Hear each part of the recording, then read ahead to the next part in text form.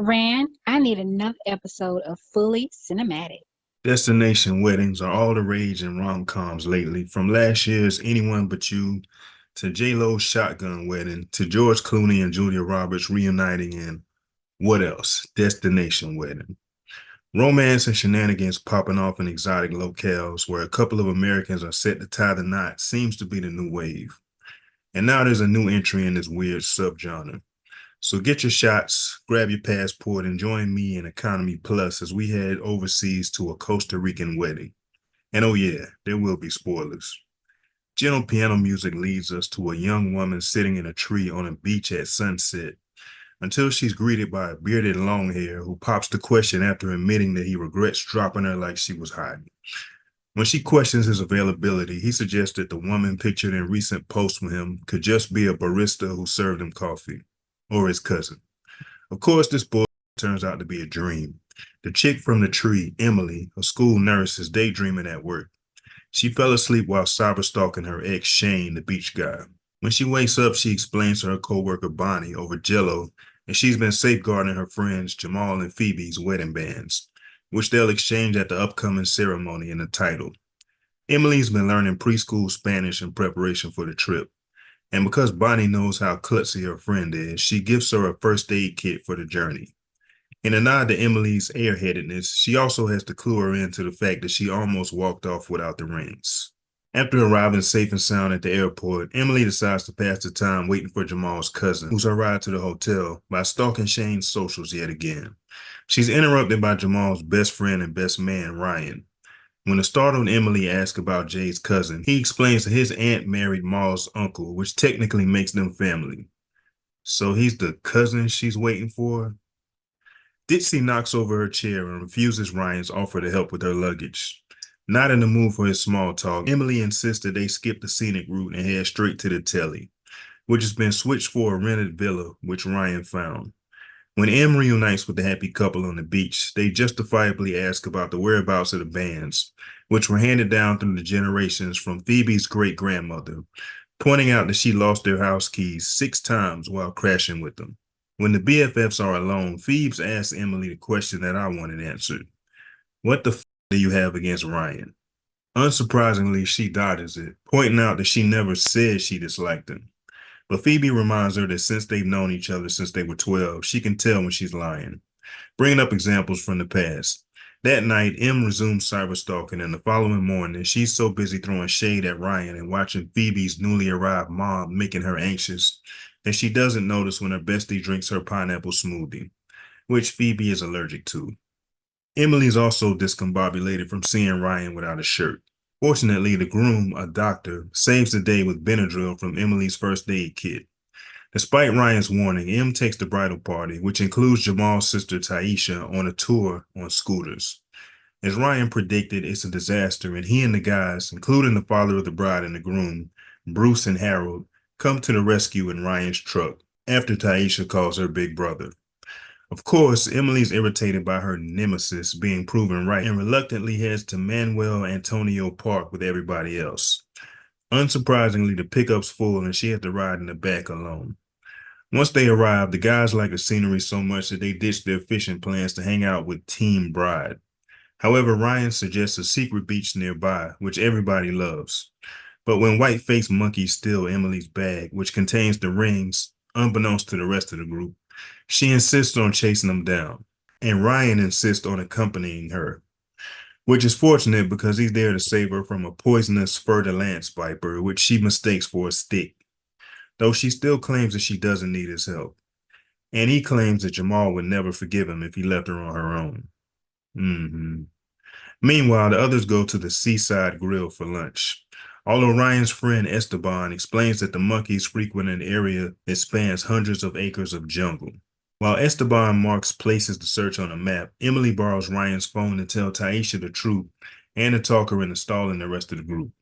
She agrees, but M pulls another Munson, dropping the phone off the side of Esteban's boat into the muddy crocodile-infested water. On a positive note, they find the first aid kit hanging from a branch near the first capuchin colony they search. They also spot a group of the little bastards up in the trees playing with a blue object. Even though this is her mission to recover her belongings, as well as items that she's responsible for. Emily expects Ryan to climb up to take a closer look.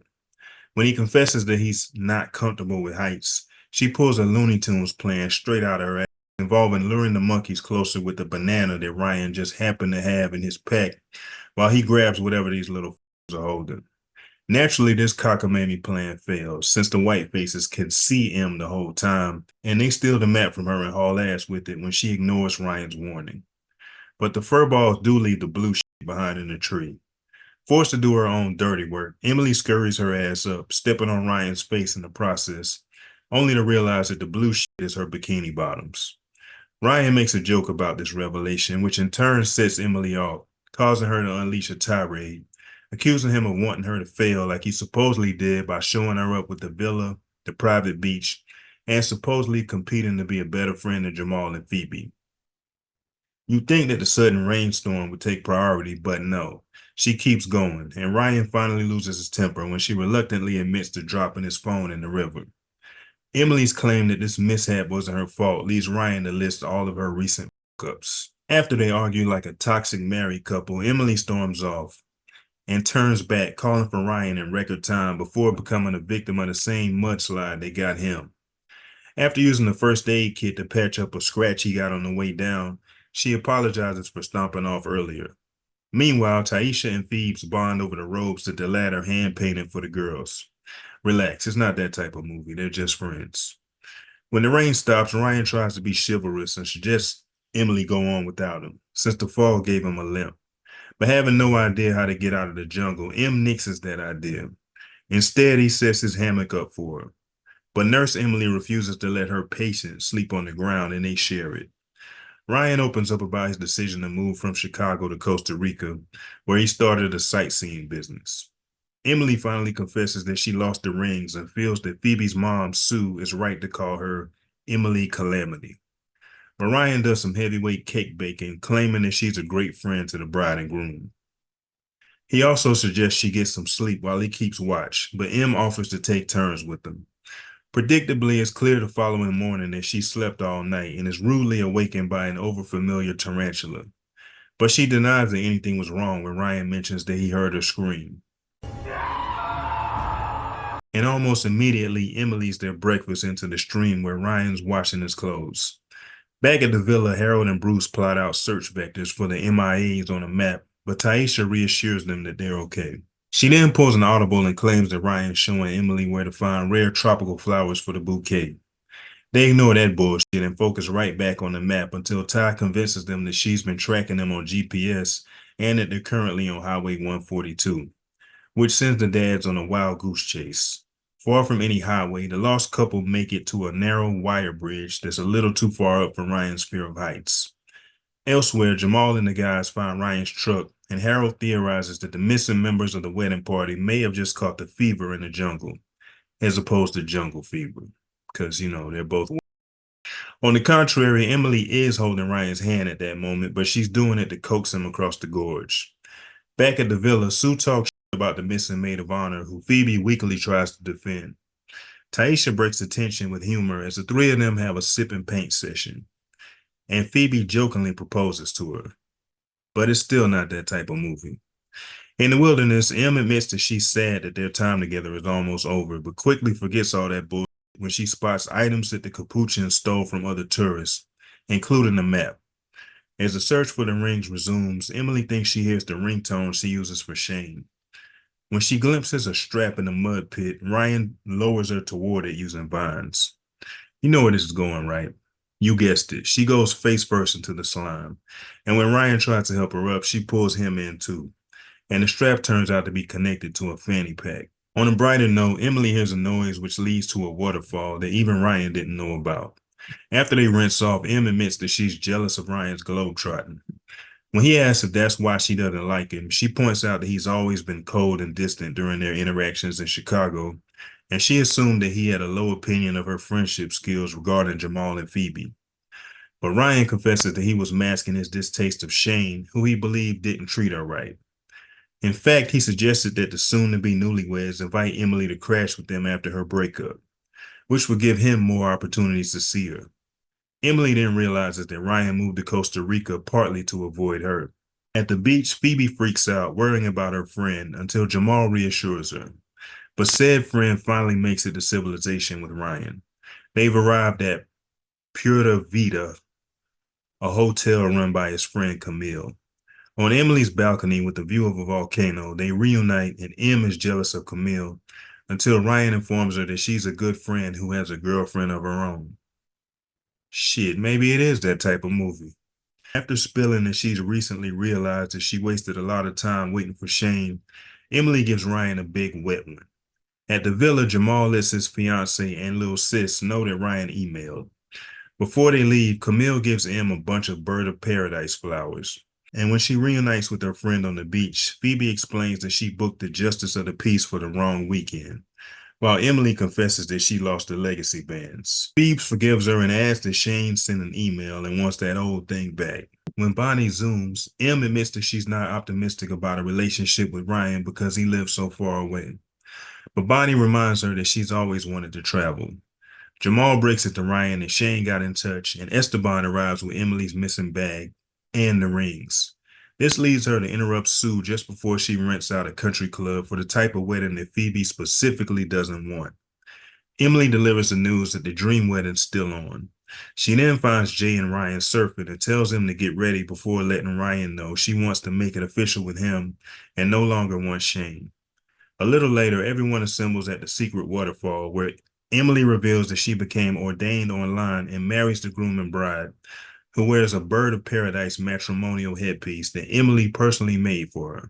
A good old-fashioned adventure rom-com, A Costa Rican Wedding has less action than The Lost City and Romance in the Stone, but is a better watch than both of them.